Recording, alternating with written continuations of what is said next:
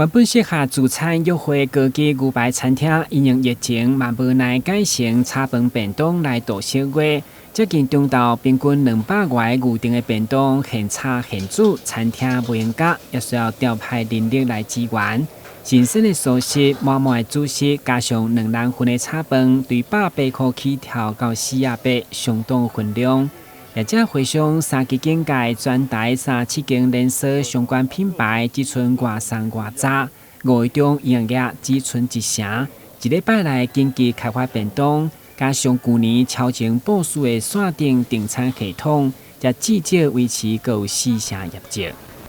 一开始其实大家找不到方向，那只能眼看着业绩从原本还不错就掉到剩下1成左右。所以在这段期间，我们只好集思广益，想办法找到出路。那在整个我们的集团的产业里面，就慢慢的开始转型成便当店。那盘点手上所有的资源，然后我们来开发各种不一样的菜色。然后在1个礼拜之内，想办法把整个的研发、测试一直到 SOP 定到执行。那也庆幸在这段时间便当慢慢有做出一点成绩了，所以大概在整体大概可以回到3成到4成左右的业绩。不过这个其实都没有办法去弥补我们的营业损失，只能说在这段期间我们尽量让我们的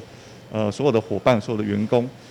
可以维持一定的生计。那大家一起努力熬过这一段很辛苦的这个封锁的时间。一间牛排店位咧，也则用比牛排耽误的炒饭店来创意行销，加上真材实料，确实拍开知名度，和订单一直来。人客唯一不满就是电话卡袂入来，包括每一天消费者依照防疫规定排队来领，顺刷到推荐。口味还不错，分量蛮多，对，那反而外送生意还比较好，对。打电话才能对。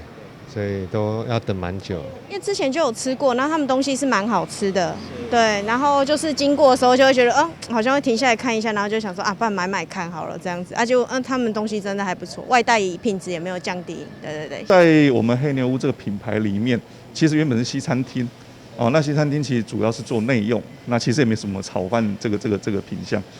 那但是因为被封锁了嘛，那我们只好想办法找出路。那后来发现，我们师傅的炒饭能力很强，那也其实受到一些朋友的欢迎，所以我们就在黑牛这品牌就推出炒饭便当，没想到受到欢迎。那受到欢迎的状况之下，我们就想，我们好像是被牛排耽误的炒饭店，所以就在这个比较低迷的环境当中，悠自己一默，做了一张红布条，叫做被牛排耽误的炒饭店。